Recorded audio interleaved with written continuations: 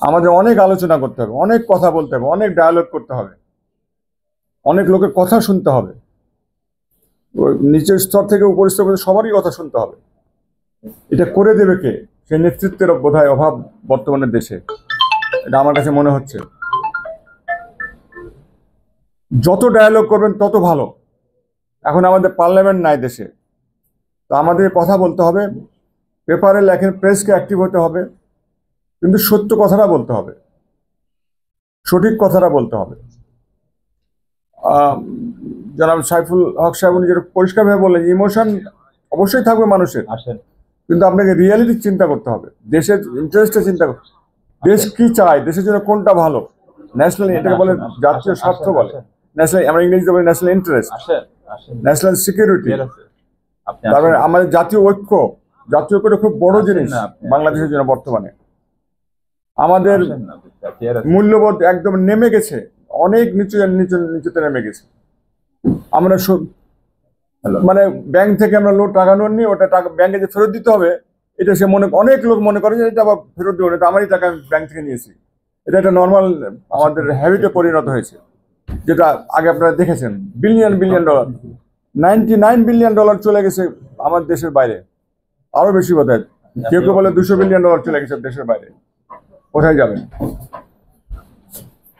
ঘুষ দেওয়া, ঘুষ নেওয়া, আমি ইংরেজিতে বলে ব্রাইব এবং কিকব্যাক, সেটা বাংলাদেশে নর্মাল হয়ে গেছে। যে কোনো একটা প্রাইভেট স্কুলের টিচার হতে গেলে আপনার টাকা দিতে হয়। এমপি সাহেবরা ভাগ দেখায় দেয় যে স্কুলের টিচারের যে এত টাকা, হেডমাস্টারের যে এত টাকা, পিওনের যে এত টাকা। এটা একটা আমাদের কালচারে পরিণত হয়ে গেছে। আমরা এখান থেকে উদ্ধার না হতে পারলে শাসনতন্ত্র ঠিক করে কোনো কাজ হবে না। আমাদের আগে মূল্যবোধ উজ্জীবিত করতে হবে। এটার জন্য সামাজিক আন্দোলন দরকার। সেটার জন্য দায়িত্ব নিতে হবে পলিটিশিয়ানদের, রাজনৈতিক নেতৃবৃন্দের দায়িত্ব নিতে হবে, আমাদের সামাজিক নেতা যারা আছে তাদের দায়িত্ব নিতে হবে, স্কুল টিচারদের দায়িত্ব নিতে হবে, ইমামদের দায়িত্ব নিতে হবে, পুরোহিতদের দায়িত্ব নিতে হবে, সবাইকে এই দায়িত্ব নিতে হবে, ছাত্রদের দায়িত্ব নিতে হবে, শিক্ষকদের দায়িত্ব নিতে হবে। ওইটা ঠিক না করলে আমরা কোথায় গিয়ে হারাই যাব। আমি মাঝে মধ্যে মনে হয় যে অন্ধকার দেখতেছি।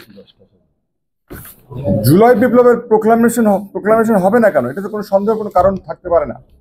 এই প্রশ্নটা অবান্তর। ভুত্থান বলেন বা বিপ্লব বলেন, যেটাই বলেন, বিরাট একটা ঘটনা ঘটে গেছে এখানে। আমি 20 তারিখে তখন লন্ডনে গিয়েছিলাম বেড়াতে, আমার ছেলের বাসায়। আমার নাতির নতুন জন্ম হয়েছিল, অগস্ট মাসে তার বয়স ছিল তখন 8 মাস। আমি আমার স্ত্রী এবং আমার ছেলে তখনই ছিল। আমরা লন্ডন শহর থেকে ট্রেন স্টেশনে নেমে, আমার ছেলে একটু দূরে থাকেন, সাউদাম্পটনে থাকেন, ওখান থেকে ট্রেন নেমে একটা আমি উবার নিলাম। উবার নিয়ে আমরা একটা জায়গাতে যাচ্ছি খাবার জন্য আর কি। তো ড্রাইভার গল্প করতে করতে বলে যে তুমি you are from which country? বললাম না, আমি বাংলাদেশের লোক। তো ড্রাইভারটা ছিল Nigerian, African. You are from Bangladesh বলে সে হাই জাম্প দিল, মনে গাড়ি, এই তুমি গাড়ি ইয়ে করো, ব্যাংক করবো, মানে গাড়ি তো অ্যাক্সিডেন্ট করে ফেলবা, লাফাচ্ছ কেন তুমি? বলে ইউ আর ফ্রম বাংলাদেশ? বলে হ্যাঁ। এনি কোনো সমস্যা? বলে you come from that country, generation Z? বলে ইয়েস। বলে তোমার তো উলট পালট করে দিছো দুনিয়াকে উল্টো এভাবে কথা বলতেছো, দুনিয়াকে তুমি উলট পালট করে দিছো, তোমাদের চোখ খুলে দিয়েছো, তোমরা কি না করতে পারো। আমি এত বড় কথা বিদেশি বলতেছে, সে নাইজেরিয়ার ড্রাইভার, ওখানে থাকে, উবার চালায়। ওই যখন বিপ্লবের সময় নাইজেরিয়া ছুটিতে ছিল সে এখানে। বল 2 মাস, আমি না 1.5 মাস মতো আমি তোমাদের প্রত্যেক দিনের খবর দেখছি। আমি বিবিসি দেখেছি, মানে সবগুলোর চ্যানেল দেখছি, তোমাদের যতটুকু পারা যায়, বিটিভি বাংলাদেশি চ্যানেল তো দেখছে, বিদেশি চ্যানেল এসে দেখেছে। সে খুবই উত্তেজিত হয়ে গেল। বলে তোমাদের বিরাট কাজ করেছে। কিসের আরব বিপ্লব? তোমার ধারে কাছে কেউ না। বিরাট বড় ঘটনা ঘটে গেছে আমাদের এই দেশে, এটা মানতেই হবে, মানতেই হবে। বিকজ অনেক পাপ হয়েছে এখানে, অনেক দুর্ঘটনা ঘটেছে এখানে।